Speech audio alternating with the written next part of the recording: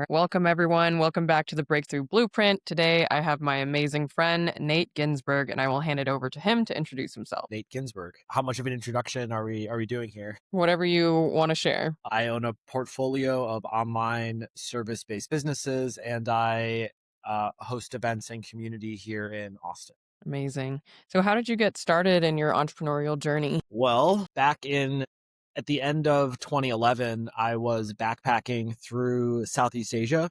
I had just finished up Uh-huh. a contract teaching English in South Korea. And I was backpacking on my way home. After my contract finished, I was in this little town called Pai in northern Thailand. And while I was there, I was just like staying at this little hostel in the middle of these rice fields and met this guy, Andrew, who was working on his computer, doing some kind of remote sales business and had a couple like employees in Indonesia and India or Philippines. And, really meeting him just totally like blew my mind. I mean, at the time I was really I had, just finished college, just finished this year teaching English in Korea and was trying to figure out what direction I wanted to go in with my life. And, after meeting Andrew, it was very clear to me that I just wanted to, pursue a direction that allowed me to, live, work, and travel. So, so yeah, I mean, that was the start that inspired me to, you know, get on this entrepreneurial path. And I mean, it's been quite a few ups and downs and back and forths and all arounds over the last, 10 plus years, but here we are. That's amazing. I love that. And I know that you're working in AI. What are you currently working on? So one of my companies is an Amazon agency. So we help brands and sellers, manage the Amazon channel. And so about a year or more ago was, really just like thinking as AI was, continuing to grow and evolve and do more things, I was becoming more fearful of just being disrupted by everything that's happening. I mean, I think if you zoom out far enough, any type of task or job that's really just done at a computer, I mean, at a certain point I think there's a good chance that, AI will be able to perform that. And so yeah, I mean, my role in my companies, a lot of it is really just like that big picture thinking and visioning and where are things going. And yeah, I was just like thinking more and more about this as AI was continuing to evolve. And I made the decision about a year or so ago to that, like, if we were going to, if this was the direction that like was that things were going in, then we might as well try to be the ones to disrupt ourselves as opposed to, be disrupted. And so fast forward, I mean, it's been, a journey over a year in the making, but fast forward ended up hiring and building our own like AI development department. And yeah, I've been building agents to, really automate our deliverables. And and that's yeah, we're in alpha now and going to be launching into beta in the next maybe week or so. That's awesome. Where did you hire your developers from? Our team's in Brazil. So, yeah, I mean, one of the like strengths that or infrastructure capabilities that I have with my companies is we're really good at remote recruiting, remote teams. I mean, my companies have, I think it's somewhere north of 150 people, all over the world. And so we're very experienced with global teams. And yeah, we ended up Hmm. for building the AI, hiring the first dev. We found this guy, Leo, in Brazil, who, was the first hire, and he's been fantastic. And so, yeah, we've really built the team around him. Nice. What have been the biggest challenges you guys have faced in developing this new product and service? I mean, it's been a long process, and it's like, I know there's a lot of these, vibe coding and new things that make different parts of development, easier. Like I don't have like a Hmm. technical background, so this is all like new for me. Um, and yeah, so, I didn't really, the first guy that we were working with on this, who also wasn't very technical, he was like, oh, we'll build this thing. It'll take a month, we'll build it in N8N.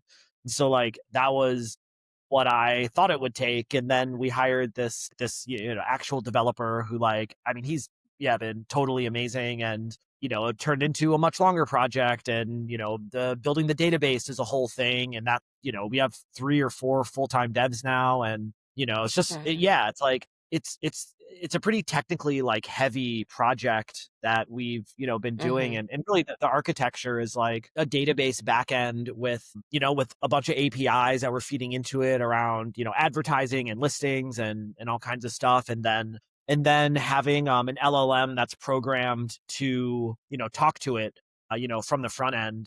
And, like, it doesn't, it sounds somewhat simple, but yeah, the reality is it's, like, quite complex. And, the database side of things is, like, that's been a whole big project. And then also the LLM side, like, in order to get that, like, fine tuned where it, like, is smart, it, like, is smart enough to actually give you insight that is useful, it's been, challenging. And we're still in this, like, debugging phase. I mean, we're in alpha, so, like, my team's using it, and they're using it, and then it's like finding all these, it reports something incorrectly, or, like, we program it. We need to, like, make it, easy to use and for our, customers to get value from. And so yeah, like, the fine tuning training for the model continues to also be a challenge. Yeah, that makes sense, and that's funny that the first guy quoted you just 1 month, and I've seen a lot of that happening. That's why I ask where you hire from, because I feel like it's kind of the wild, wild west, like, you really have to vet people. Like, yes, you can find people on Upwork and go based on their reviews and stuff, but it can be tricky with working with AI and N8N and automations, because a lot of people will tell you that it'll take a shorter amount of time, and then things happen. Like, I played around with N8N, I don't have a technical background, but things break all the time, and it's not as easy as people think or sometimes portray it to be. But you mentioned that you have other businesses other than the Amazon agency and this AI business. What other businesses do you have? I own a company that does quality of earnings. So we work with business buyers to verify the business financials and do due diligence. And then the Mhm. other company is global logistics, like freight forwarding and domestic trucking. Wow. That's awesome that you're expanded across so many different industries and verticals. It sounds like you have really good leadership in place in each of those companies, right? So you kind of just manage things at a high level, or Yeah, I mean, I guess, like, my, business superpower is really around teams, and especially remote teams. And so, yeah, I mean, all the businesses have, really strong support and, team, and Mhm. most of them have their own leadership. And yeah, and they're from all over the world. I mean, for the Amazon agency, the guy who really leads that, Menno, is Dutch, and we have a bunch of team in Philippines and Pakistan and India, like, Mhm. scattered all over Europe, now more in South America. And, quality of earnings, we have an amazing woman, Paula, who leads that team, and she's out of Argentina. And we built a lot of that team around Argentina and Latin America. So, we got the Wow. development team out of Brazil. And so, yeah, I mean, I'm really grateful to have had the opportunity to, work with really amazing people in all different places. Love that. That's awesome. Changing gears a little bit, what is the biggest challenge you've ever had to overcome in your businesses? The biggest challenge was probably, yeah, I guess, like, 3 or so, or a little more than 3 years ago, when I acquired one of the companies, and basically acquired it at a market top. And then, like, the next week, there was a huge crash, and really just, like, the air came out of the whole industry that the business was really primarily working in. And, like, this was a big deal for me. I mean, it was a big acquisition with millions of dollars of personally guaranteed debt. And yeah, that, kicked off a really challenging, period where, like, honestly, I thought I was going to have to go bankrupt and default on the loan and all kinds of unpleasant things, which fortunately I have avoided. But yeah, that was tough. It was like I thought it was gonna be one thing, and, turned into being a whole other thing. And, fortunately, things are in a Mhm. really good place now. But yeah, Mhm. that was a big challenge. And also, it's cliche, but, have, like, grown so much, because of it, professionally, personally, emotionally. So yeah. Wow. What are some of the most important things that you do for your self-care, like mental health routine, physical health routine, because I know that's really important to you. Yeah, well, I do a lot for my, I guess, self care. I mean, another benefit of having amazing team and support is I have a lot of flexibility, with my schedule, and I'm not like day to day operational really in any of the businesses. So I have good, time and balance, and yeah, I mean, I do yoga every day. I do a lot of biking, gym. I meditate in the mornings for a little bit. Yeah, I mean, I try to get good sleep. Go to bed at a reasonable hour, wake up at a reasonable hour, eat healthy.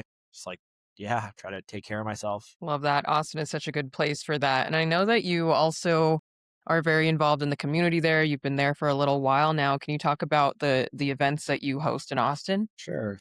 Yeah, I guess in January. So yeah, at the beginning of this year, yeah, had an idea to host an event. And the first event was around conscious entrepreneurship, which like, yeah, really is I guess like, near and dear to my heart and my I don't know, just like what I'm very it's like aligned with and want Mhm. to connect with and support others that are, on that similar path. And when I think about the Mhm. original idea was just bringing together, I think like, personally my life, I don't know, there've been like two really strong, paths that I've been on. One of them is just like, the businesses and building businesses and scaling businesses and achievement and make more money and striving and like that's so I mean, I've been on that path for my whole adult life, and that's a great path, and I that's like very much a part of me. And then on the other sides, the more I guess like the conscious side around personal development,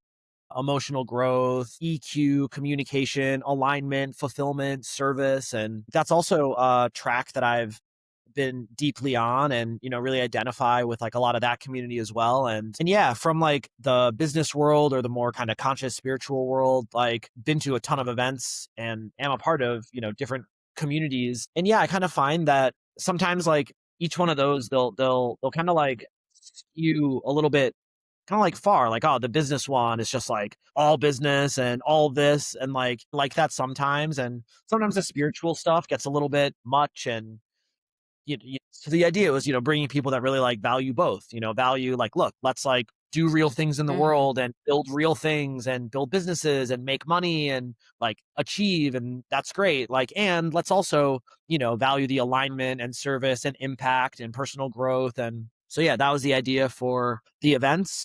And yeah, I mean, they've been going really well. Where we have I think our sixth big event is on Thursday, and we Mm. rebranded to Conscious Builders. I don't know, a couple months ago to be just a little bit more inclusive to anyone who cares about building.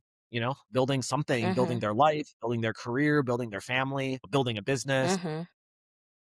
And so, yeah, I mean, the events continue to, grow and grow momentum. And it's really been a Mhm. amazing experience to, connecting with so many people. And also like, it's interesting how my relationship with the events continues to evolve from like the first one where it's like, oh, is anyone going to show up and like what's going to happen and who's going to come? And just noticing my own, Mhm. like, I don't know, anxieties and nerves and excitement and all the things around Mhm. it.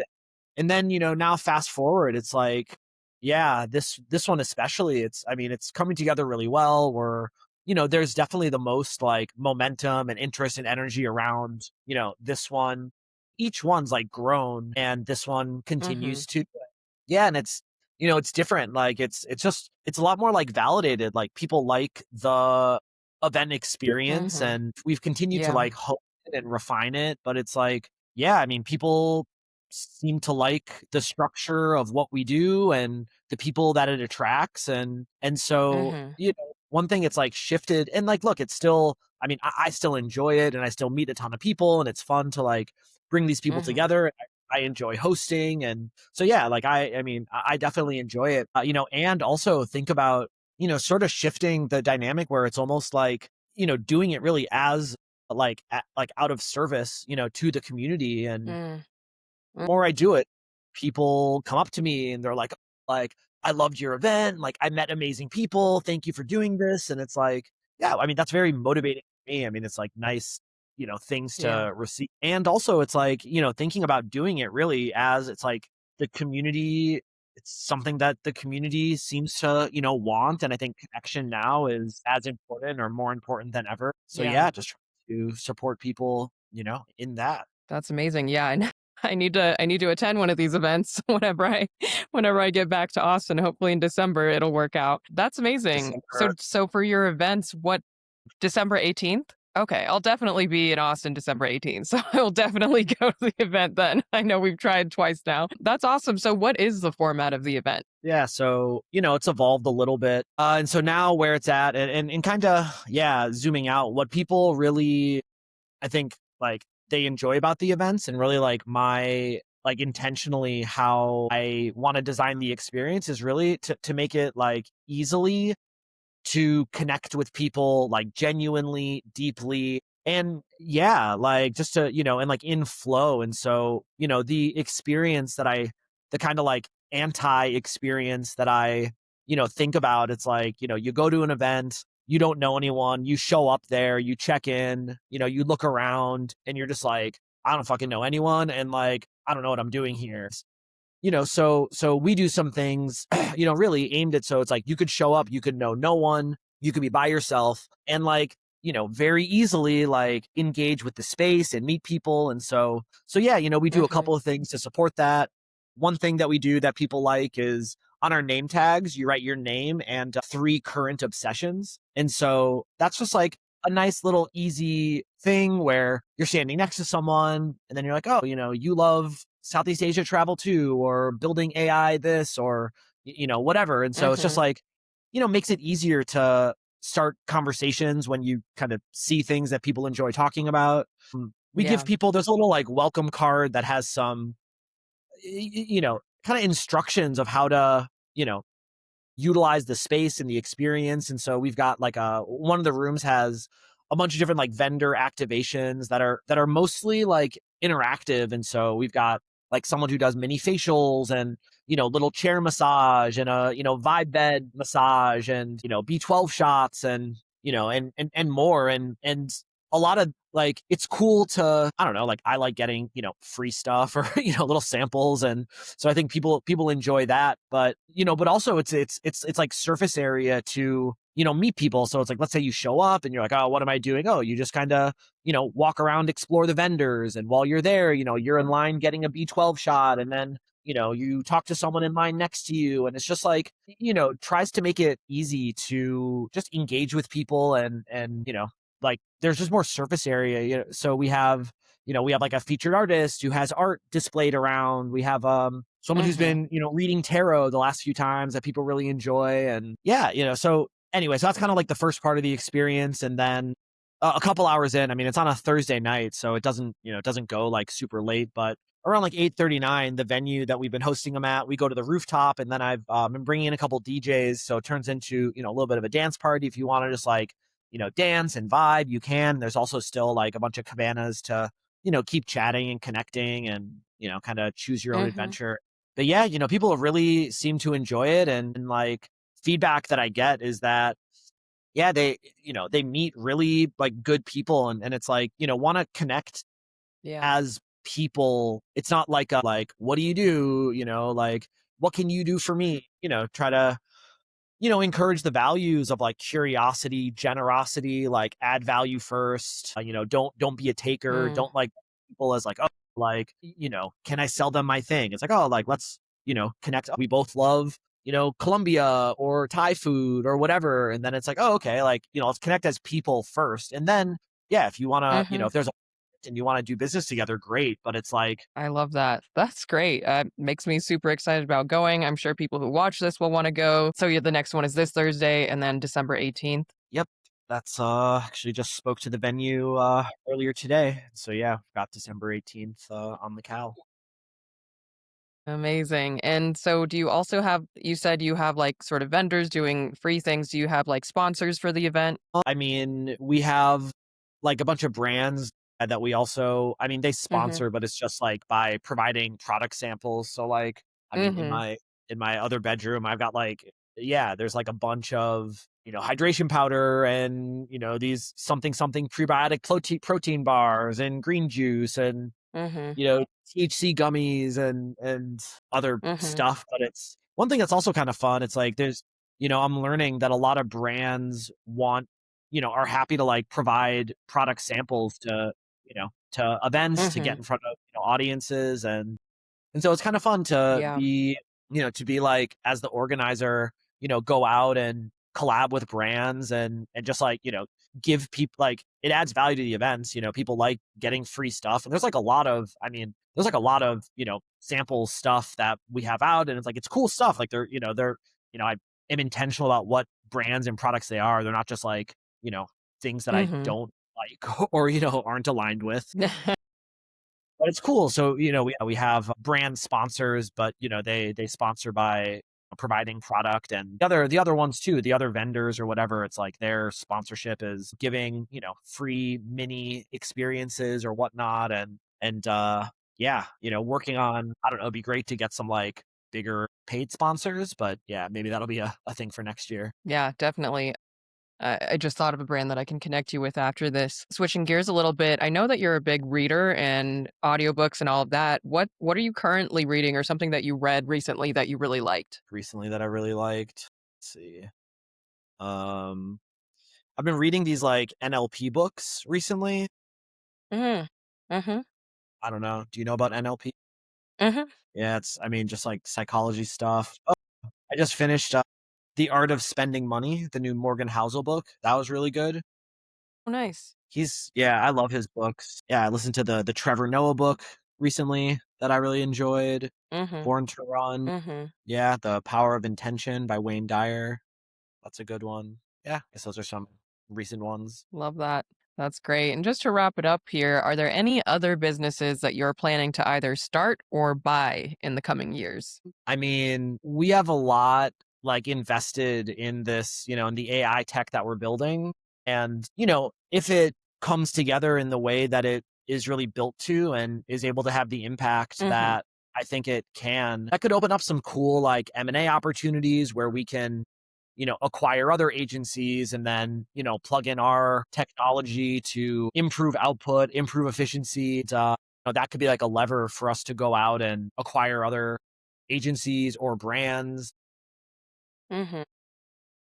Maybe. I'm interested also. I'm just like around a lot of with Centurica, with one of my companies. And so, but yeah, think about it. But also, I've got, I guess, like a fairly full plate with projects at the moment. And so yeah, right now the priorities are really like, the agents and the tech has been like a big project and investment for the last like year. And so, you know, I have a tendency, I don't know, like I guess a lot of entrepreneurs, I get excited about and I love starting things and I'm really good at getting from, 0 to 1. Like I'm very much like a quick start. Mhm. And so yeah, I have like a million ideas and stuff that I think about and could get excited about, but it's like, yeah, that said, it's probably best to, I've got a lot of like, balls in motion or balls in play. And so, see those through first and then kind of exploring other things Mhm.